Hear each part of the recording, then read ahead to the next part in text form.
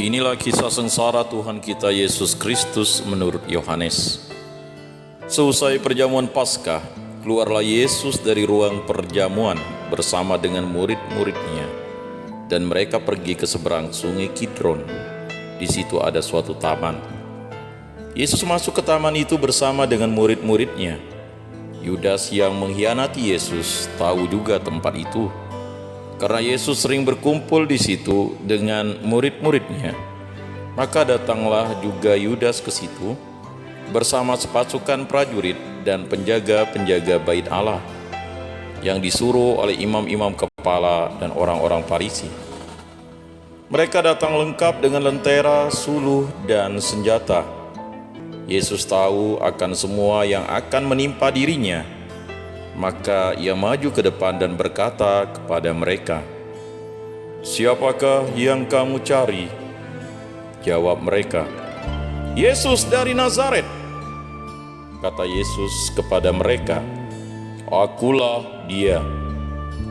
Yudas yang mengkhianati Yesus berdiri juga di situ bersama-sama mereka. Ketika Yesus berkata kepada mereka, "Akulah dia," mundurlah mereka dan jatuh ke tanah. Maka Yesus bertanya pula, "Siapakah yang kamu cari?" Jawab mereka, "Yesus dari Nazaret." Jawab Yesus, "Telah kukatakan kepadamu, akulah dia. Jika aku yang kamu cari, biarkanlah mereka ini pergi." Demikianlah terjadi supaya genaplah firman yang telah dikatakannya, "Dari mereka yang engkau serahkan kepadaku, tidak seorang pun yang kubiarkan hilang." Lalu Simon Petrus yang membawa pedang menghunus pedang itu dan meletakkannya kepada hamba imam agung dan memutuskan telinga kanannya. Nama hamba itu Malkus. Kata Yesus kepada Petrus, "Sarungkanlah pedangmu itu. Bukankah aku harus minum dari cawan yang diberikan Bapa kepadaku?" Maka prajurit serta perwiranya dan penjaga-penjaga yang disuruh orang Yahudi itu menangkap Yesus dan membelenggu dia. Lalu mereka membawa Yesus mula-mula kepada Hanas, karena Hanas adalah mertua Kayafas, yang pada tahun itu menjadi imam agung. Dan Kayafaslah yang telah menasihatkan kepada orang-orang Yahudi, adalah lebih berguna jika satu orang mati untuk seluruh bangsa. Simon Petrus dan seorang murid lain mengikuti Yesus. Murid itu mengenal imam agung, dan ia masuk ke halaman istana imam agung itu. Tetapi Petrus tinggal di luar dekat pintu. Maka murid lain tadi yang mengenal imam agung kembali keluar, bercakap-cakap dengan perempuan penjaga pintu, lalu membawa Petrus masuk. Maka kata perempuan penjaga pintu itu kepada Petrus, "Bukankah engkau juga murid orang itu?" Jawab Petrus, "Bukan." Sementara itu, hamba-hamba dan para penjaga bait Allah telah memasang api arang, sebab hawanya dingin waktu itu, dan mereka berdiri berdiam di situ. Petrus pun berdiri berdiam bersama-sama dengan mereka. Maka mulailah imam agung menanyai Yesus tentang para murid dan tentang ajarannya. Jawab Yesus kepadanya, "Aku berbicara terus terang kepada dunia. Aku selalu mengajar di rumah-rumah ibadat dan di bait Allah, tempat semua orang Yahudi berkumpul. Aku tidak pernah berbicara sembunyi-sembunyi. Mengapa engkau menanyai aku? Tanyailah mereka yang telah mendengar apa yang kukatakan kepada mereka. Sungguh, mereka tahu apa yang telah kukatakan." Ketika Yesus berkata demikian, seorang penjaga yang berdiri di situ menampar muka Yesus sambil berkata, "Begitukah jawabmu kepada imam agung?" Jawab Yesus kepadanya, Jikalau kataku itu salah, tunjukkanlah salahnya. Tetapi jikalau benar, mengapa engkau menampar aku?" Lalu Hanas mengirim Yesus terbelenggu kepada Kayafas, imam agung. Simon Petrus masih berdiri berdiam. Kata orang-orang itu kepadanya, "Bukankah engkau juga seorang murid Yesus?" Petrus menyangkalnya, katanya, "Bukan." Salah seorang hamba imam agung, keluarga dari hamba yang telinganya dipotong Petrus, berkata kepadanya, "Bukankah engkau kulihat di taman itu bersama dengan Yesus?" Maka Petrus menyangkal lagi, dan ketika itu berkokoklah ayam. Keesokan harinya mereka membawa Yesus dari istana Kayafas ke gedung pengadilan. Ketika itu hari masih pagi. Mereka sendiri tidak masuk ke gedung pengadilan itu, supaya jangan menajiskan diri, sebab mereka hendak makan Paskah. Sebab itu Pilatus keluar mendapatkan mereka dan berkata, "Apakah tuduhanmu terhadap orang ini?" Jawab mereka kepadanya, "Jikalau ia bukan penjahat, kami tidak menyerahkannya kepadamu." Kata Pilatus kepada mereka, "Ambillah dia dan hakimilah dia menurut hukum Tauratmu." Kata orang-orang Yahudi itu, "Kami tidak diperbolehkan membunuh seseorang." Demikian terjadi supaya genaplah firman Yesus yang dikatakannya untuk menyatakan bagaimana ia akan mati. Maka kembalilah Pilatus ke dalam gedung pengadilan, lalu memanggil Yesus dan berkata kepadanya, "Engkau inikah raja orang Yahudi?" Jawab Yesus, "Dari hatimu sendirilah engkau katakan hal itu. Atau adakah orang lain yang mengatakan kepadamu tentang aku?" Kata Pilatus, "Orang Yahudikah aku? Bangsamu sendiri dan imam-imam kepala telah menyerahkan engkau kepadaku. Apakah yang telah engkau perbuat?" Jawab Yesus, "Kerajaanku bukan dari dunia ini. Jika kerajaanku dari dunia ini, pasti hamba-hambaku sudah melawan, supaya aku jangan diserahkan kepada orang Yahudi. Akan tetapi, kerajaanku bukan dari sini."